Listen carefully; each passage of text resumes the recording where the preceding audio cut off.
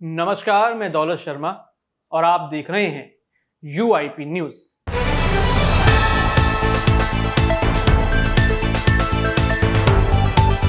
न जाने कब किस राज्य के मंत्री या मुख्यमंत्री की कुर्सी चली जाए रातों रात, उसे भी नहीं पता रहता। यहाँ पर हरियाणा के मुख्यमंत्री मनोहर लाल खट्टर की कुर्सी रातों रात खींच ली गई और नायाब सिंह को नया सीएम बनाया गया और हरियाणा को एक नया सीएम मिला। जहां पर एक दिन पहले ही हरियाणा के मुख्यमंत्री की जमकर तारीफ यहां पर प्रधानमंत्री नरेंद्र मोदी करते हैं और उसके अगले दिन ही पता चलता है कि अब तो मनोहर लाल खट्टर को अपनी कुर्सी छोड़नी पड़ेगी। क्या ये कहा जा रहा है कि गुजरात लॉबी का दबाव है या फिर यहां पर वोटों का समीकरण बीजेपी बनाना चाहती है? देखिए, जब हम जनता के बीच उतरे तो जनता ने भी कहीं ना कहीं मनोहर लाल खट्टर एज अ मुख्यमंत्री और उनकी सरकार पर कई ताने कसे। कई रिपोर्ट भी हमने आपके साथ साझा करी जिसमें ये नजर आया जनता का गुस्सा कि बीजेपी तो चाहिए लेकिन मनोहर लाल खट्टर नहीं चाहिए। क्या इसी को भांपते हुए बीजेपी ने यह एक्शन लिया और अब ये कहा जा रहा है कि ये एक्शन यूपी में हो सकता है? देखिए, इस चीज को लेकर एक और जो कयास लगाए जा रहे हैं, जो चीजें बनाई जा रही हैं, एक तो जनता का नापसंद करना और दूसरी तरफ गुजरात लॉबी के हिस्से में मनोहर लाल खट्टर नहीं आते, यानी वो मोदी और शाह के फेवरेट नहीं है। ये आरोप बीजेपी पर लग रहा है लगातार कि जो इन दोनों नेताओं का फेवरेट नहीं है वहां पर तख्ता पलट हो रहा है। हमने देखा कि जब यहाँ पर चुनाव हुए 2023 में 5 राज्यों में विधानसभा चुनाव हुए, जिसमें से 3 राज्यों में बीजेपी ने जीत पाई और नया राजा चुना, यानी सरकार वही, राजा नया, और यहाँ पर और नए वोट बैंक बनाने के लिए ऐसा किया गया।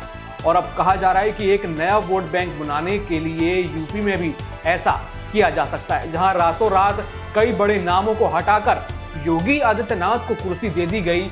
वहीं कहा जा सकता है कि रातों रात उनकी कुर्सी भी यहाँ पर छीनी जा सकती है, क्योंकि जो उनके मिजाज हैं अब वो मोदी साहब या कह लीजिए गुजरात लॉबी से मिलते हुए नजर नहीं आ रहे। हालांकि इस बात की कोई पुष्टि नहीं है, कयास लगातार चल रहे हैं और बताते हैं कि आखिर अब ये कयास क्यों चल रहे हैं।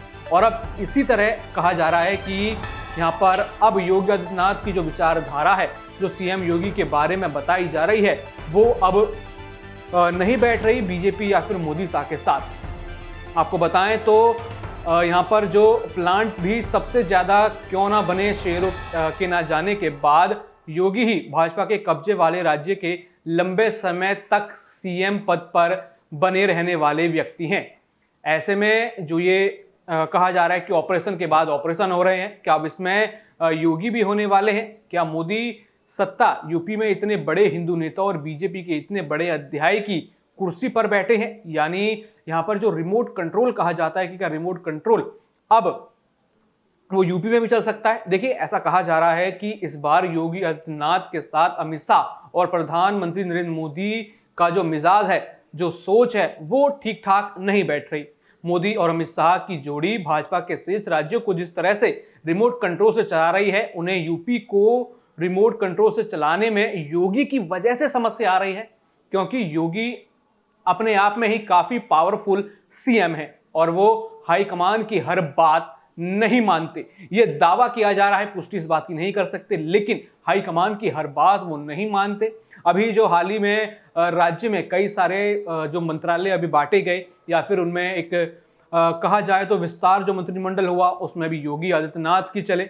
बहुत से यहाँ पर जो योगी हैं वो अपने स्तर पर लेते हैं, बहुत सी चीजें अपने स्तर पर वो संभालते हैं, चाहे वो यूपी में बीजेपी की चीजें हों, चाहे वो उनकी सरकार की हो, यानी वो दिल्ली के आला कमान से यूपी के बारे में बात नहीं करते। और इसी वजह से कहीं ना कहीं यहाँ पर जो मोदी हैं और अमित शाह हैं, वो कहीं ना कहीं ये जान चुके हैं, भाप चुके हैं कि वहां से सिर्फ योगी के नाम पर वोट मिलेगा। और हमने देखा कि किस तरीके से जब ये विधानसभा चुनाव हुए तो प्रधानमंत्री नरेंद्र मोदी के नाम पर वोट मांगते हुए नजर आए। मोदी की गारंटी जो अब लोकसभा चुनाव 2024 में चल रही है, वही हमने विधानसभा चुनाव 2023 में भी देखी। आपको बता दें, इस समय देश के 11-12 राज्यों में बीजेपी की सरकार है। इन राज्यों में अगर बड़े राज्यों की बात की तो इस बार योगी आदित्यनाथ की बात मनोहर लाल खट्टर के गायब होने के बाद सबसे पुराने मुख्यमंत्री हैं।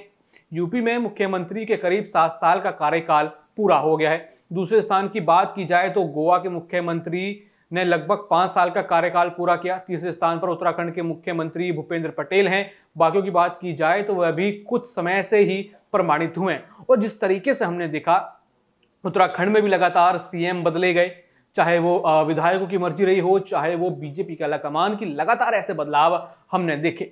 और यहाँ पर कहा जा रहा है कि जो कैबिनेट विस्तार हुआ है उससे शायद यहाँ पर अमित शाह और प्रधानमंत्री नरेंद्र मोदी खुश नहीं है और ये कयास अब लगातार लगाए जा रहे हैं।